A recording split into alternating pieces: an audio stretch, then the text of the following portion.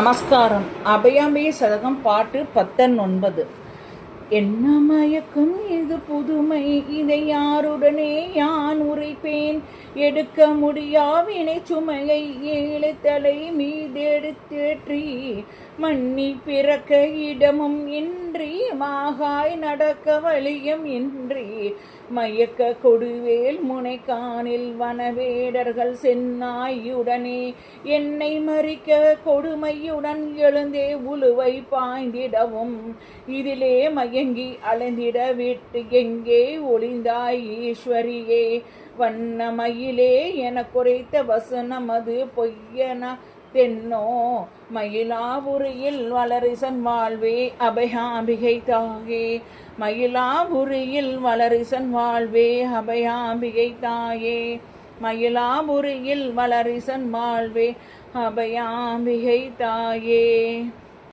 நமஸ்காரம். அபயாம்பிகை சதகம் 19 பாடலின் விளக்கம். அருமையான பாடல் இது. தாயிடம் ஒரு சேய் உரிமையுடன் கேட்கும் கேள்வி. அம்மா, நீ என்னை உன் பிள்ளை இல்லை என்று சொல்ல முடியுமா? இதே கேள்வியை அபிராமி பட்டர் அபிராமி அந்தாதியில் 30வது பாடல். அன்றே தடுத்து என்னை ஆண்டு கொண்டாய், கொண்டதல்ல என்கை நன்றே உனக்கு. அதாவது என்னை நீ எப்போதே ஆட்கொண்டு விட்டாய், இப்போது இல்லை என்று சொல்வது நன்றாக இல்லையே என்று அன்னையிடம் உரிமையுடன் கேட்கிறார்.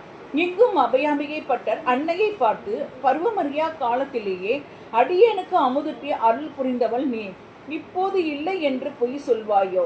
சொல்ல முடியுமோ? சொல் தாயே என்பது கண்களில் கண்ணீர் மல்க கேட்கும் காட்சியாக நாம் கண்முன் தெரிகிறதல்லவா? தாய்சேய் பாவத்தின் உச்சகட்ட நிலை இது. விலங்குகள் காட்டில் வாழ்கின்றன. புலி, சிங்கம், கரடி, யானை, நரி என்று அவற்றை பார்க்கும்போது வெவ்வேறான தோற்றங்களிலிருந்து புரிந்து கொள்ளலாம். ஆனால் நாட்டில் வாழும் மனிதர்களை அவ்வாறு தெரிந்து கொள்ள முடியவில்லையே. வடிவத்தில் மனிதராய் தோன்றும் மனிதர்கள் விலங்கின் இயல்புடையவராய் இருக்கின்றனரே. என்ன மாயை இது? இதுவும் உன் அருளுடன் கூடிய புதுமையோ? இதை நான் யாரிடம் எடுத்து சொல்வேன்?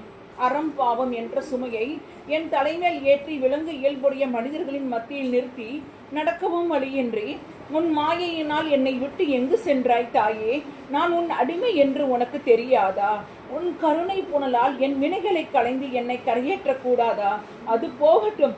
இமயமலை சாரலிலே தோகை விரித்தாடும் வண்ண மயிலாய் இருப்பவளே, நீ என் அடிமை என்று சொல்லி உன் திருவடியால் என் தலையில் முத்திரை பதித்து என்னை ஆட்கொண்டது பொய்யோ என்று நெக்குருகி கேட்கிறார் அபயாம்பிகை பட்டர். அன்னையிடம் இதுதான் பக்தி பரவசத்தின் மேல்நிலை. இதே கருத்தில் உடையால் உந்தன் நடுவு இருக்கும் என்ற பாடலில் மாணிக்க வாசகரும் திருவாசகத்தில் கோவில் மூத்த திருப்பதிகத்தில் சொல்வதும் காண்க. அன்னையின் அருளாளர்கள் அனைவரும் தங்கள் அன்னையின் அடிமை என்று சொல்வதில் ஆனந்தம் அடைவதை நாம் உணர்கிறோம்.